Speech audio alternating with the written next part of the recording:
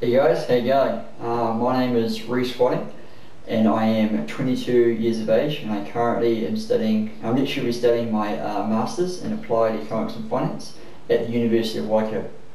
So I spent 5 years at the University of Waikato and schooled at Hillcrest High School. So I guess a little bit about me and why I'm wearing white or the cricket attire. So I've been playing cricket since I was 5 years old.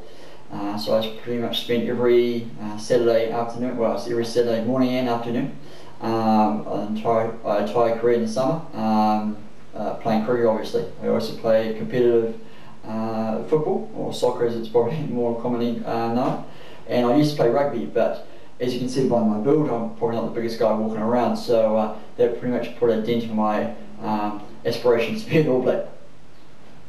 A little bit about me, I guess, even more. I currently am the President or Managing Director or LCP of ISEC in Waikato. So ISEC, which is the world's largest youth organisation, is based at the 110 countries around the world, 1,700 universities, and obviously there's an ISEC in the University of Waikato, which I'm President of. I've been in ISEC since March 2008, and I currently commit approximately 30 hours volunteer work to the organisation.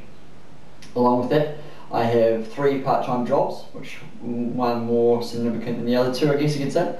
I'm a mail sorter at New Zealand Post, so I work from about 6:30 onwards to about 2 or 3 in the morning, depending on the volume of mail, of course. I also am an economics tutor, so I tutor a paper at the University of Waikato, Econ 200, and I also work as a tea assistant at the Corporate and Executive Education Office at the University of Waikato as well. So 3 part-time jobs along with my cricket, my football and my ISEC, and of course my university studies as well. I live with my family, my mum, my dad, my brother, my young brother and my, of course, younger sister. And we've been in this house since April 2004. When we moved down from Auckland recently, we're in Matamata where I grew up. So I've been in New Zealand my whole life, and I've only travelled to Australia a couple of times, and it doesn't really count as I guess, crossing. So, the challenges that I have had to overcome over the course of my lifetime has been that I was born with a cleft lip and palate, which basically means that when I was born there was a gap about this wide in between my top lip where I'm showing you now.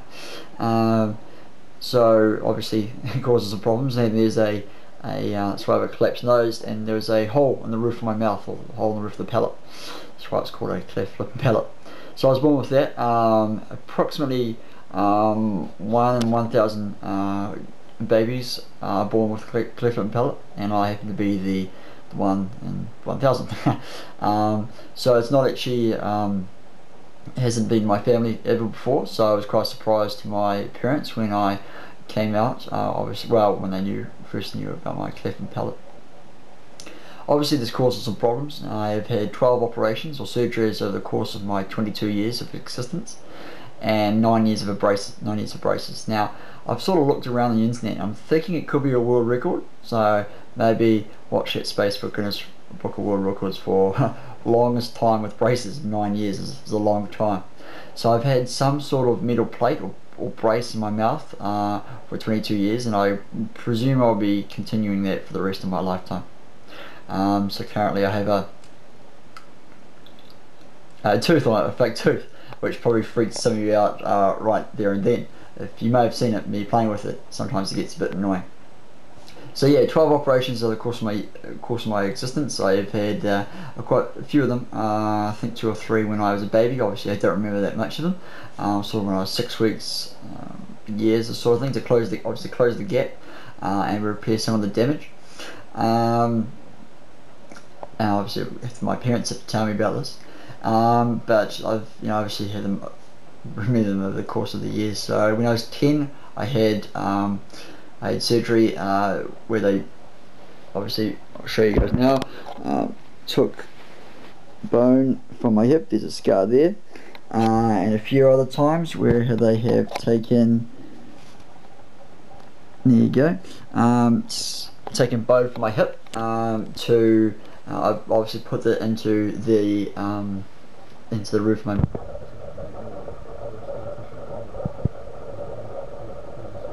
I had a few of those, 3 of those, 2 on my left and 1 on my right. I actually had to learn my surgery actually walk for about 2 weeks afterwards. So that was a bit of an annoyance, but you know, get over it. And I've had the last well, I presume the last September 2009 to September 2010. I had 4 on the course of the year. It actually included one with my tonsils, which doesn't actually count for my sort of cleft and palate surgeries, but I guess it does to my overall surgeries. And I also had my wisdom teeth removed for my jaw surgery. So jaw surgery to this date was the biggest one. And 2010, sorry, and I came out March, so 12 hours in bed. I was more impressed with the surgeon actually, who only had 15 minutes off to go to the toilet and have a sandwich. So when I woke up at 9 o'clock in the recovery room at night, I'm thinking, where the hell did the day go?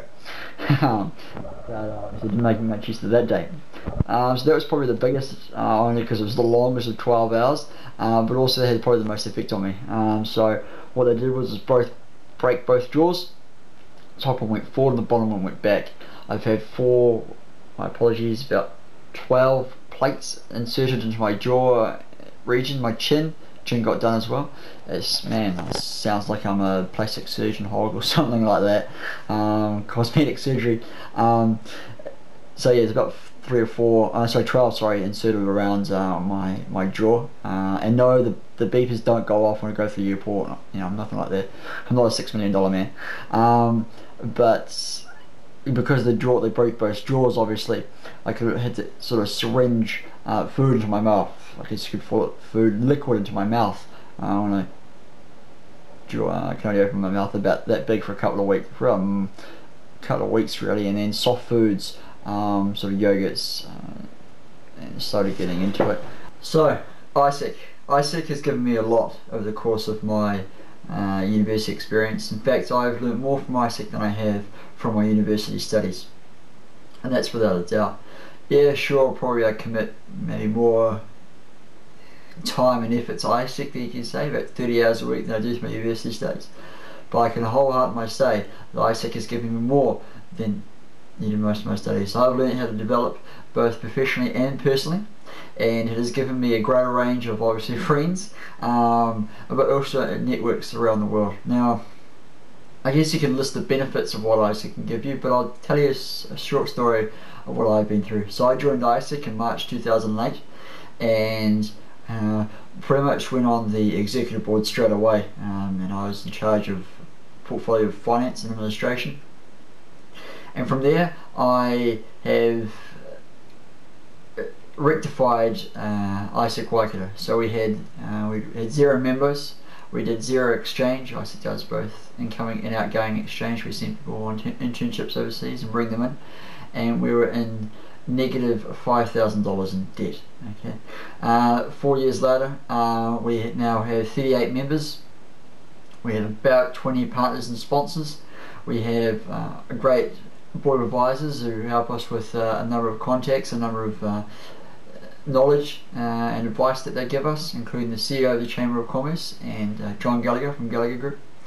And of course, we do in excess of approximately 40 exchanges, both incoming and outgoing a year. Okay, so we have, I guess we built, me and a group of us have built ISEC right here from, I guess, nothing to where it is now a very prosperous organisation, that people can come in, develop themselves through a range of activities that we run, a range of workshops that we do, and once they leave their ISEC experience, I guess they feel fulfilled, like I have done, with their duration, with their time spent in ISEC. So I'm the president, and I lead 36 other members, and a variety of different activities and functions that we do in ISEC. So that's what I currently do in ISEC. That's what I currently do in terms of, I guess, is presenting this video. I am the president of ISEC, and I have increased my leadership experience and potential 10-fold, 11-fold, 12-fold. Without ISIC, I'm not sure, really unsure what I'll be doing, especially at university. So I guess it doesn't have to be ISIC, but just do something outside university. Just do something. I don't know. For me, my conscience feels at ease when I'm busy, so I like to keep myself busy. In the future, I'd actually like to be the Prime Minister of New Zealand one day. I think John Key's a great guy. He's sort of inspired me to become the next Prime Minister. Well, I want to become a Prime Minister, probably not the next one. But future one day, 20, 30 years down the track, I'd like to be the Prime Minister of New Zealand. That's my